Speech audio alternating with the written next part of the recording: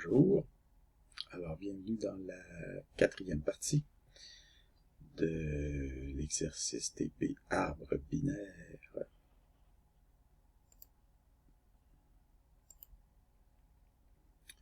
Alors, si on veut résumer les parties 1 et 2, dans la partie 1, on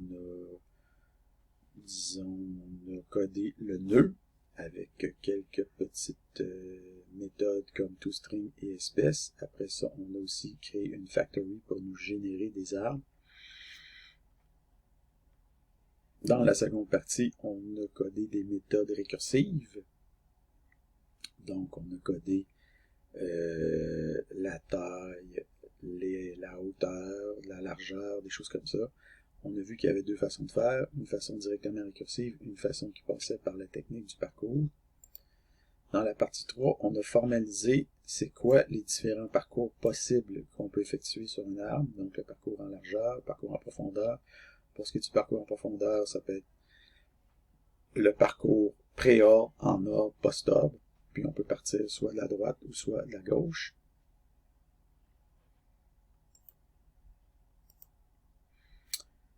Et dans cette partie 4, on va explorer ce qu'on appelle les arbres syntaxiques.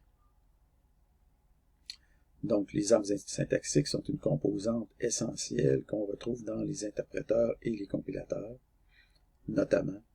Donc, pour simplifier les choses,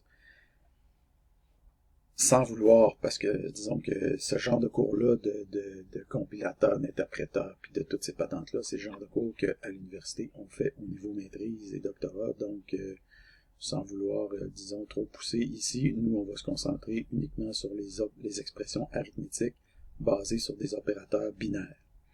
Donc, le but, c'est de simplifier un peu les choses. On pourrait considérer que l'exercice actuel, c'est un genre de spin-off de la séquence principale des arbres binaires. Donc, en principe, si vous sautez cette partie-là, ça ne vous bloque pas dans la suite, si suite il y a. Donc, par exemple, ça ne bloquerait pas pour faire la partie des arbres binaires de recherche et des structures des arbres qui seraient les conséquences logiques de la suite, comme les parties 5 et 6.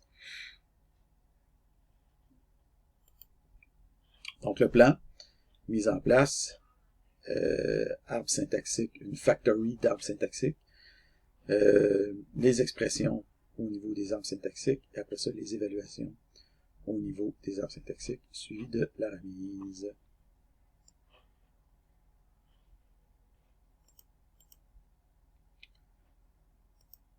Donc, pour ce qui est de la mise en place, toujours dans la classe Factory qui existe déjà, que vous avez déjà codé dans la partie 1, vous allez créer un nouvel alias qui s'appelle syntaxNode. Donc, vous l'avez ici, using syntaxNode égale arbrebinlim.arbinstringstring.nœud. Donc, le fait d'écrire comme ça, using syntaxNode égale blablabla, c'est un alias au niveau du type. Donc, le fait d'écrire ça comme ça, ça va vous permettre après ça de déclarer dans votre classe Factory, de déclarer deux méthodes génératrices d'arbres syntaxiques. Donc, arbres syntaxiques typiques et arbres syntaxiques spéciaux. Ces méthodes-là vont retourner des énumérables de syntaxNode. Point d'interrogation, parce que ça se peut que l'arbre soit vide, soit nul. Donc, ça nous évite d'écrire arbinlib.arbinstringstring.nœud. Donc, sinon, il faudrait écrire ici, à la place de syntaxNode, il faudrait écrire arbinlib.arbinstringstring.nœud. Ça serait long, puis ça réduit la lisibilité. Là, on le sait très bien qu'un syntaxNode, en fait, c'est un nœud qui contient une clé et une valeur de type string. Okay? En fait, la valeur n'est pas vraiment utilisée, donc, mais malheureusement, en C#, il n'existe pas de type none. Okay, de type, le type void existe, mais il n'existe pas vraiment, c'est pas un type comme les autres.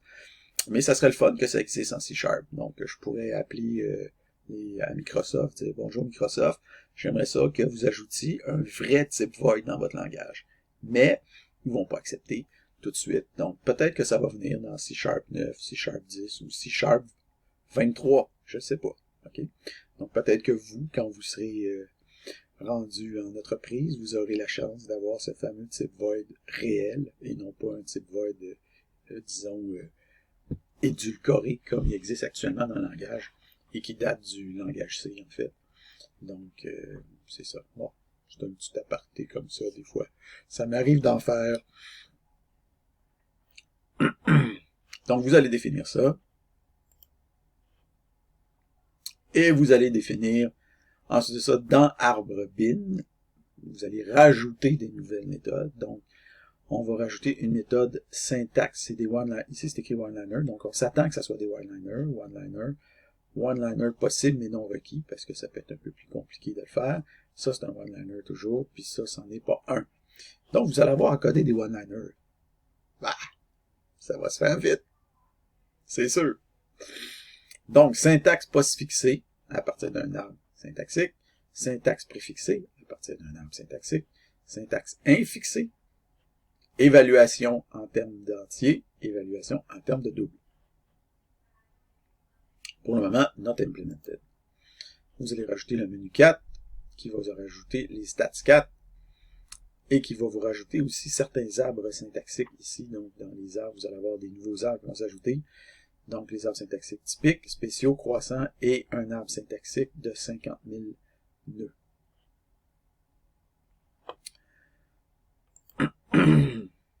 Donc, si vous choisissez le menu P que vous avez ici, arbre syntaxique croissant, parce que ceux-là ne sont pas encore codés, c'est vous qui allez coder ça dans la prochaine section. Donc, si on prend les arbres syntaxiques croissants, ceux-là, c'est moi qui les ai codés. Donc, vous allez pouvoir les afficher. Donc, vous allez les afficher comme ceci, vous en avez un. Donc, en fait, c'est 4 fois 6 divisé par 8 fois 2. Donc, vous faites votre saisie ici. Vous auriez à avoir ça ici qui s'affiche. Et finalement, vous allez rajouter les deux fichiers de test S4 1, S4 2, et vous allez avoir uniquement des tests qui, disons, sont en attente d'être codés.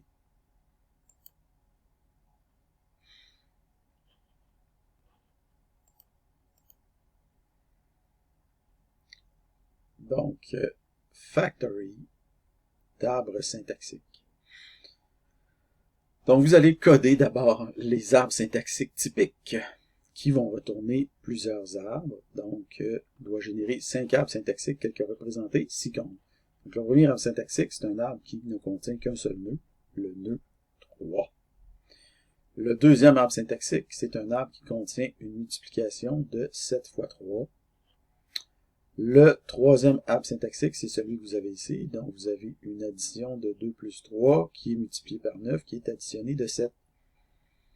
L'arbre syntaxique numéro 4, c'est celui-là, et l'arbre syntaxique numéro 5, c'est celui-là. Donc, vous générez ces arbres-là, tout simplement. Donc, vous faites une saisie ici, comme la diapo précédente. Donc, autrement dit, juste ces trois-là, je ne veux pas avoir ces deux-là ici. Donc, juste les trois-là, ça devrait suffire. Évidemment, avec vos initiales à la place des miennes. Après ça, des arbres syntaxiques spéciaux. Donc, vous devez générer 7 arbres syntaxiques spéciaux, tels que représentés dans les prochaines diapos. Donc, les deux premiers, le premier, c'est l'arbre nul. Le deuxième, c'est l'arbre qui contient en toutes lettres 2, et non pas le chiffre 2, ça contient en toutes lettres 2. Ensuite, ça, 3 et 4, c'est un arbre, mais qui ne possède, en fait, une multiplication, mais il manque l'opérande de gauche. 4, c'est qu'il manque l'opérande de droite. 5, c'est qu'on fait un modulo avec le pourcentage. 6, on fait une division par 0. Puis 7, on fait un 0 divisé par 0. Donc, vous avez les arbres syntaxiques spéciaux. Votre saisie des 3 derniers arbres. Bon, là, j'ai dit les 3 derniers, donc on dirait que c'est juste ceux-là, mais en fait, j'aurais dû dire les 5 derniers, donc la diapo précédente. Je vais changer ça bientôt. Donc, ça va être ici des 5 derniers.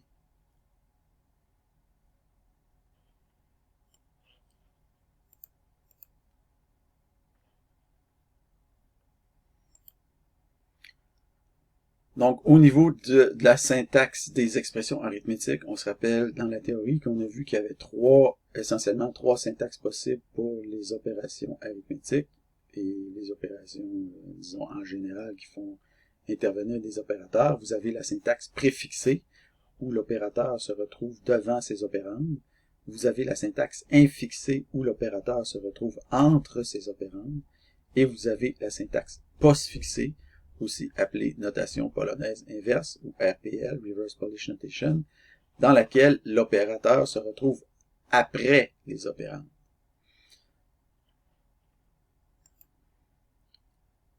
Donc, en gros, la syntaxe préfixée est obtenue en effectuant un parcours pré-OR de l'arbre syntaxique. La syntaxe infixée est obtenue avec un parcours en OR de l'arbre syntaxique, et la syntaxe postfixée est obtenue avec un parcours post-ordre de l'arbre syntaxique. Donc, on voit ici, par exemple, on a 7 fois 3. Donc, la syntaxe postfixée va nous donner 7 3 fois. La syntaxe préfixée va nous donner, entre parenthèses, fois 7 3. Et la syntaxe infixée va nous donner 7 fois 3. OK? Donc, la première chose que vous devez coder, c'est la méthode syntaxe postfixée. Donc, dans ce cas-là, il s'agit d'un one-liner qui permet de générer la syntaxe postfixée, associée à un arbre syntaxique. Donc, si possible, codez-le de manière aussi compacte que ce que vous voyez ici. Donc, moi, ma méthode ici, elle fait simplement un return avec ce que vous voyez ici, en faisant uniquement à des appels de méthodes que vous avez déjà codées précédemment dans les précédentes, disons, itérations. Et voilà, vous pouvez aussi utiliser d'autres choses à côté de ça, mais bon, l'idée c'est de faire ça compact. Donc vous allez mettre votre code ici. Après ça, vous allez valider que ça fonctionne, par exemple, avec l'arbre numéro 5 des arbres typiques que vous avez fait précédemment. Donc, vous devriez voir, c'est-à-dire pour ce qui est de la syntaxe postfixée, vous devriez avoir quelque chose qui ressemble à ça, et qui en fait correspond exactement à ce que vous avez dans l'énumération post-ordre des éléments. Mais vous devez sortir une string de votre méthode, ici, et non pas sortir un i énumérable, okay, ou une liste. Donc, on veut vraiment une string dans ce cas-là. Et la string ici est exactement ce qu'on trouve ici dans le post-ordre. Si jamais vous alliez dans JS4 pour faire l'exécution, exécuter votre syntaxe postfixée, vous l'auriez ici, 2, 3 plus, et ça vous donnerait 45. C'est juste pour dire que ce que vous écrivez ici doit fonctionner dans le langage associé à cette description-là. Donc, le langage pour interpréter les expressions mathématiques postfixées, c'est le FORT. Donc, dans un interpréteur FORT, ça devrait donner votre résultat de 45. Ensuite de ça, la syntaxe préfixée, elle va correspondre à ce que vous avez en préordre, mais il faut ajouter des parenthèses, parce que dans les langages qui fonctionnent avec une syntaxe préfixée, il faut savoir quand est-ce qu'on termine de faire la multiplication, la soustraction, etc., la division, en tout cas, c'est ce genre, ces opérations-là. Donc, ça prend obligatoirement des parenthèses. Ça prend des parenthèses autour de chaque opération qui est effectuée. C'est comme ça que ça fonctionne dans ces langages-là, qui sont des dérivés du Lisp, comme Clojure. Donc, ici, on voit la syntaxe préfixée, qu'est-ce qu'on obtient comme expression. Donc, on a le préordre, on a la syntaxe préfixée, donc les trucs sont dans le même ordre, mais on rajoute les parenthèses. On ne rajoute pas des parenthèses partout autour des chiffres, on ne veut pas de parenthèses, simple chiffre. On veut juste des parenthèses lorsqu'il y a des opérations qui sont effectuées. Donc, vous avez ici le résultat de l'opération qu'on rentrerait, par exemple, dans un interpréteur ou, disons, un programme Clojure. Donc, ici, on voit que ça donne toujours le même résultat, 45. Et vous n'avez pas besoin de le faire dans Clojure. C'est juste pour vous montrer c'est quoi la chaîne, là. C'est quoi la chaîne? Pourquoi on fait ça? On veut une syntaxe préfixée parce qu'on veut que ça marche dans un langage comme Clojure, par exemple. Donc, vous allez coder votre syntaxe préfixée. Vous allez mettre votre code ici. C'est un one-liner, encore une fois. Finalement, la syntaxe infixée. Donc, pour ce qui est de la syntaxe infixée, il y a certaines choses à rajouter. Donc, premièrement, ce que vous devez savoir, c'est que ce que vous avez ici dans votre description d'arbre, c'est en quelque sorte une syntaxe infixée. Donc, si jamais vous prenez ça ici, cette affaire-là, puis vous le rentrez dans un interpréteur de syntaxe infixée comme JavaScript. On a ici, par exemple, Node, on démarre JavaScript, puis on prend ce qu'on a ici, pouf, on le met sur la ligne de JavaScript, il nous donne le résultat 45. Donc ça marche. OK? Mais ça marche, mais nous, en tant qu'humains, quand on voit une affaire comme ça, on se dit « Urk! » C'est pas ça qu'on veut. Nous autres, ce qu'on veut, c'est quelque chose de plus simplifié. On veut pas de parenthèses autour des chiffres. Puis on veut pas de parenthèses externes parce que c'est inutile. Donc, nous, on s'attend à avoir quelque chose comme on a ici en bas. On s'attend à avoir quelque chose. Donc là, ici, j'ai mis JavaScript. Ici, j'ai mis Python. Donc, on voit ici, j'ai rentré ça dans l'interpréteur Python. Et lui aussi, il m'a sorti 45. Donc, aucun problème d'interpréter ça en Python, en JavaScript, en C#, ça marcherait aussi. Donc, si on veut utiliser une syntaxe infixée, on veut simplifier notre expression qu'on a ici à quelque chose de beaucoup plus simple. Donc, on voit ici 2 plus 3, en parenthèse, fois 8 moins 4 plus 5, tout ça en parenthèse. Donc, ce qu'on veut, on voudrait une expression, c'est écrit ici, sans les parenthèses autour des nombres. On ne veut pas de parenthèses autour des nombres. Sans les parenthèses externes, donc on ne veut pas les parenthèses externes parce que c'est la dernière couche de parenthèses, on n'en a pas besoin. Puis aussi avec un espace de chaque côté des opérateurs pour fin de lisibilité. Donc ici, le 2, c'est pas écrit 2 plus 3 collé. Oui, ça marcherait collé, mais on veut pas coller. Okay? On veut 2 plus 3, on veut que ça soit lisible pour un humain. Okay? Donc 2 plus 3, il y a un espace de chaque côté. Par contre, ce qu'on fait, différent un peu des mathématiques, c'est qu'on ne tient pas compte de la précédence. Donc ici, par exemple, 2 plus 3 fois, là, on n'a pas le choix de mettre une parenthèse, mais 8 moins 4 plus 5, en réalité, on pourrait écrire 8 moins 4 plus 5 sans mettre des parenthèses autour de 8 moins 4.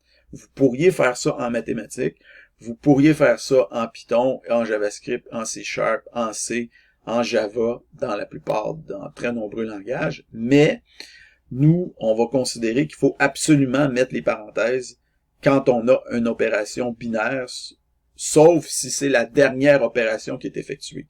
Donc, la dernière opération qui est effectuée, c'est le fois ici. Donc, on n'a pas notre paire de parenthèses autour. Mais toutes les autres opérations ont des paires de parenthèses, comme s'il n'y avait pas de précédence des opérateurs. Dans certains langages de programmation, c'est comme ça que ça fonctionne.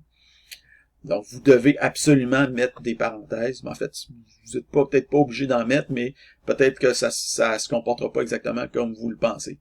Donc, il y a certains langages que c'est comme ça qui fonctionne. De mémoire, là, c'est un peu...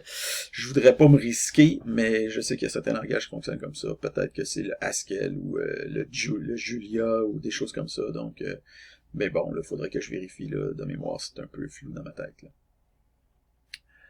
Donc, vous devez produire ce genre de choses. Voilà. Alors, vous allez, ensuite de ça, produire, vous allez mettre votre code ici. Et vous allez rouler le benchmark pour l'arbre syntaxique qui possède environ 50 000 nœuds. En fait, il n'en possède pas exactement 50 000, mais disons que c'est proche de 50 000.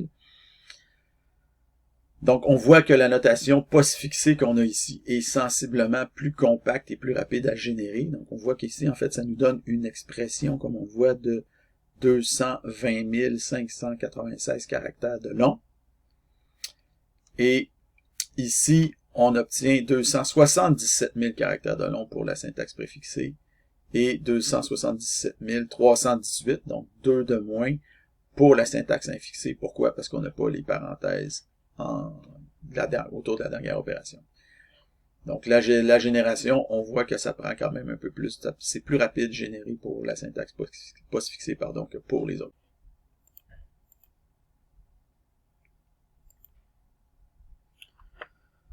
Maintenant, on veut coder une méthode qui va permettre d'évaluer un arbre syntaxique. Donc, il y a plusieurs approches qui seraient possibles ici. La première, ce serait de générer une expression syntaxique, par exemple postfixée, infixée ou préfixée, et de demander à un interpréteur tiers externe d'évaluer l'expression, par exemple à Python ou à Node.js. Une autre possibilité, ça serait de générer une expression infixée et de demander à C# lui-même d'interpréter le résultat. Et enfin, une troisième option, ça serait de coder notre propre fonction récursive d'évaluation. Donc, il n'y a aucune de ces solutions-là qui est tout à fait simple à implémenter, comme on pourra le constater dans cette section-là. En fait, le numéro 1, on le fera pas. Mais peut-être que ça aurait été une bonne idée de le faire, justement, pour montrer comment on peut faire ça. Mais bon, en tout cas, on le fait pas. Donc, on va faire le 2 et le 3. Une autre question qu'on peut se poser, c'est est-ce qu'il faut procéder à une évaluation entière ou décimale des arbres? Donc, si on procède à une évaluation entière, qu'est-ce qu'on a par exemple? On va voir que 3 divisé par 2, ça va donner 1 parce que la division est une division entière. Alors que si on procède avec une arithmétique décimale, 3 divisé par 2, ça va donner 1,5. Donc, dans cette section-ci, on va encore une fois développer deux méthodes différentes. La première va effectuer une évaluation entière et la seconde va effectuer une évaluation décimale. Donc, pour ce qui est de l'évaluation entière, on va coder une méthode qui permet d'évaluer un arbre syntaxique en utilisant une arithmétique entière, donc basée sur les entiers. Des détails d'implémentation sont fournis dans la prochaine diapo. Donc, vous avez un exemple ici. Par exemple, ça, c'est la méthode. Donc, ça peut se faire avec un one-liner. Vous avez ici l'arbre et vous avez son évaluation entière. Ça donne 45. Donc, l'objectif, c'est de générer une représentation infixée de l'arbre syntaxique à évaluer, puis de demander à un interpréteur dynamique d'évaluer l'expression, la string pour nous. Malheureusement, C# ne possède pas nativement cette fonctionnalité-là. Donc, on va utiliser un package tiers pour y arriver. Donc, il y a plusieurs packages qui permettent de faire ça. Okay, il y en a dépendamment à différents niveaux. Donc, moi, j'en ai choisi un pour vous. Donc, j'ai pris celui-là. Si jamais vous voulez en utiliser un autre puis me démontrer que c'est meilleur que le mien, j'ai pas de problème non plus. Donc, vous le voyez ici. Donc, ça, le C-Saint-Jean, FG utilitaire, ça, c'est le package que moi, je vous fournis. Mais le coding-seb.expression-evaluator 1.4.16, ça, c'est le package que je vous conseille d'utiliser pour procéder à l'évaluation. Donc, vous allez installer ce package-là. Vous allez aussi consulter sa documentation. Vous allez trouver comment évaluer correctement une expression avec ce truc-là.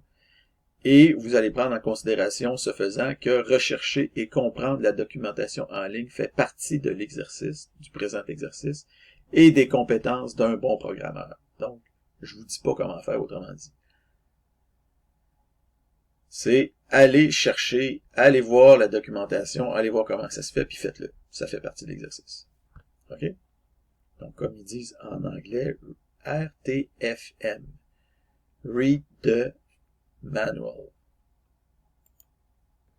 Donc, évaluation entière, vous allez mettre votre code ici.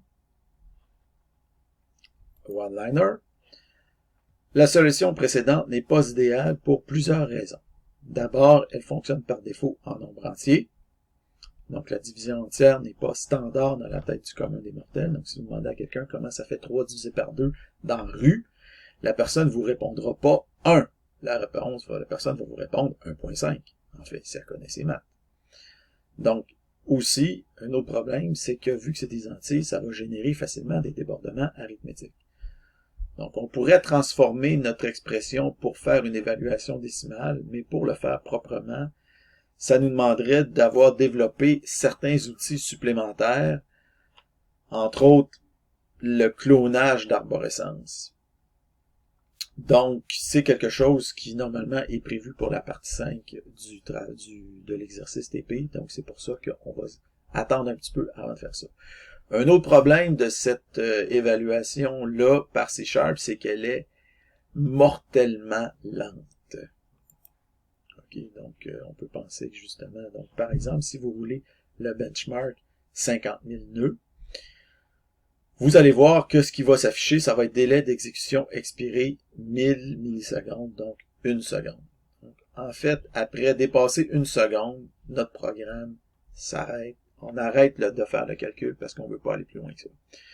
Donc, si vous voulez savoir, moi, à un moment donné, j'ai enlevé le délai, puis j'ai attendu que mon ordinateur me fournisse la réponse. Ça a pris 11 minutes avant qu'il me fournisse la réponse. Évidemment, c'est excessif, 11 minutes dans les circonstances. Donc, on peut quand même s'imaginer 11 minutes pour faire un calcul. Bon, 50 000, d'accord, mais quand même. OK? Ça n'a pas de bon sens.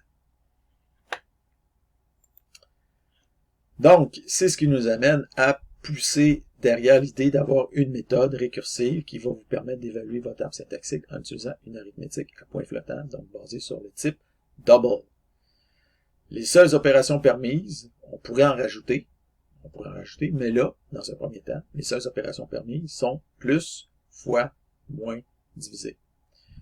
Donc, par exemple, ici, si on fait notre calcul que vous avez ici, on va toujours obtenir 45 parce que dans ce cas-là, il n'y a pas de rien de différent qui va se passer. La réponse va quand même être 45. Donc, eval in 45, eval double 45.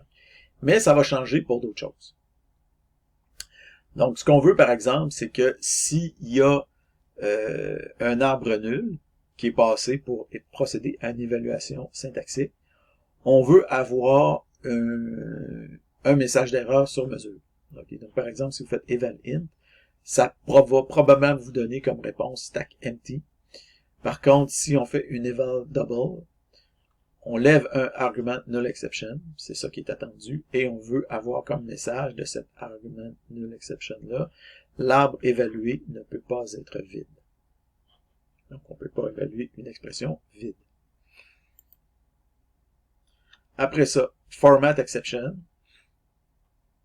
Donc, si le format d'un nombre est invalide, on lève un format exception avec un message sur mesure qui affiche le nœud invalide. Donc, par exemple, on a ici 2. Si on essaie d'évaluer l'arbre 2, là, le eval int, voici ce qui va nous sortir comme sortie d'erreur. Il va nous évaluer. On va dire variable 2, unknown in expression 2.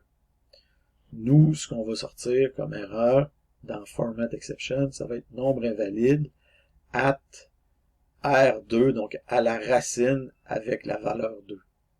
Donc R2, c'est la façon d'afficher, c'est le toString de notre nœud.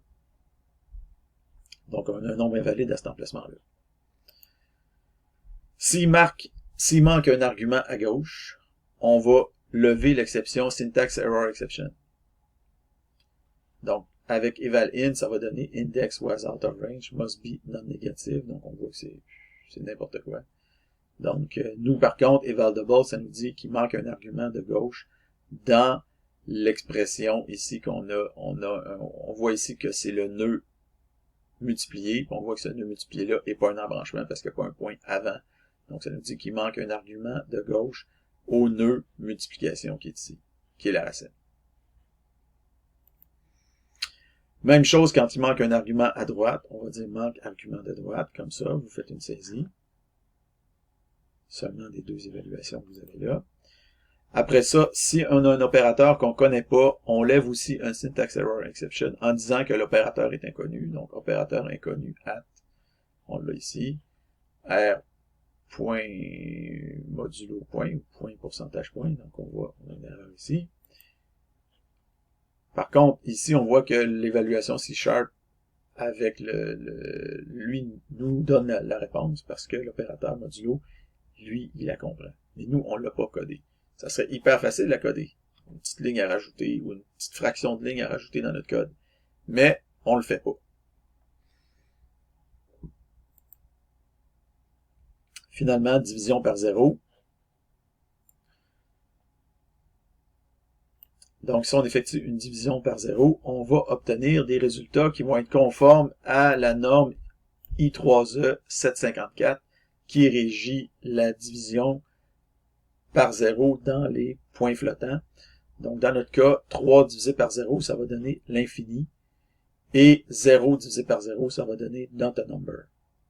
Alors qu'ici, on voit qu'on a une erreur. Nous, ça nous donne une réponse, mais en double de manière particulière. Donc, vous faites vos saisies ici pour ça et ça.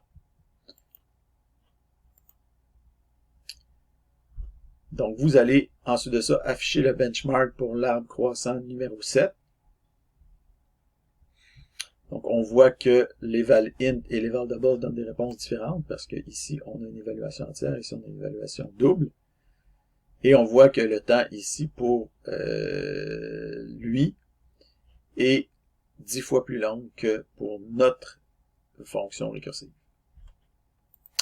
Et ici, on est dans un ordre de grandeur complètement différent. On voit que pour 50 000 nœuds, nous, ça nous prend 30 millisecondes ou 29 millisecondes ou ce que ça prendra sur votre machine. Si c'est plus rapide que la mienne, ça va être plus rapide. Si c'est plus lent, ça va être plus lent. Mais on voit quand même que l'ordre de grandeur est hors de millisecondes.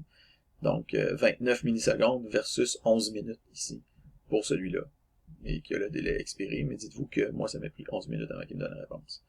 Donc, on n'est pas dans la même, on n'est plus dans la même catégorie, là. On n'est pas dans le même, on n'est plus dans la même ligue, là. Ça, c'est rapide. Ça, c'est désespérément lent.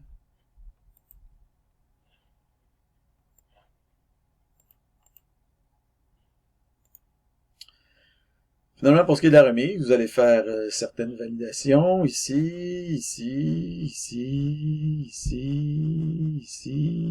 Bon. Vous allez me sortir le benchmark pour le croissant numéro 7 au complet. Donc, syntaxe postfixé, post-ordre, syntaxe postfixé, pré-ordre, syntaxe infixé, en ordre, eval int, eval double, comme vous avez ici. Vous allez me sortir ça ici. Vous allez me faire une saisie de ça. Ensuite de ça, vous allez me faire une saisie de votre historique Git, maximum les 10-15 derniers commits. Et vous allez me remettre le tout comme d'habitude en remettant votre code zippé sur les A avec le PowerPoint, s'il vous plaît, en mettant un commentaire et votre résultat d'auto-évaluation comme vous allez le faire à la prochaine diapo. Donc, votre auto-évaluation va prendre la forme suivante. Donc, la mise en place, la factory, les expressions postfixées, si jamais c'est pas, ça vous donne un point, mais si c'est pas un one-liner, vous enlevez un demi-point. Les expressions préfixées, ça vous donne un point et demi, mais si c'est pas un one-liner, vous enlevez un demi-point. Les expressions infixées, ça vous donne un point et demi. Et l'évaluation entière vous donne un point et demi, mais vous enlevez un demi-point si c'est pas un one-liner. Et finalement, l'évaluation décimale, vous donnez 3 points et demi. Et parmi ces 3 points et demi-là, il y a 2 points qui sont pour la bonne gestion des erreurs avec les bons messages d'erreur, les bons types d'exceptions, etc., etc. Donc, juste avoir la bonne réponse, ça suffit pas. Ça donne 1 point et demi. Mais la bonne gestion des erreurs, ça vous donne 2 points supplémentaires. Finalement, les malus, si jamais vous avez encore des trucs comme des warnings, etc., vous mettez ça là. Donc, voilà, ça complète cette partie de l'exercice.